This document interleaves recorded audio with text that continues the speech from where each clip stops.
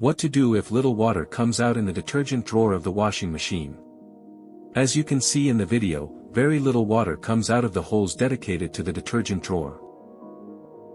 Let's see immediately what the causes could be and how to solve them.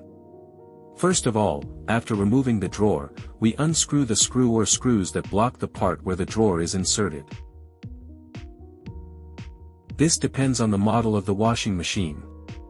We remove the water pipes and the pipe that takes everything to the drum, where we find a first fault due to the breakage of the ladder. Let's remove the drawer area.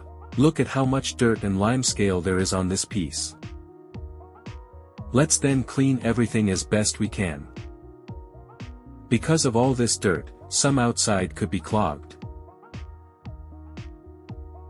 Let's proceed with a thorough cleaning until we obtain a similar result. Let's reassemble everything and reconnect the pipes, taking care to replace the broken or worn ones. In the description you can find some spare parts that you can use. Once reassembled, let's do a test by letting some water come out. As you can see, much more water comes out, well distributed, high pressure and with an acceptable pressure.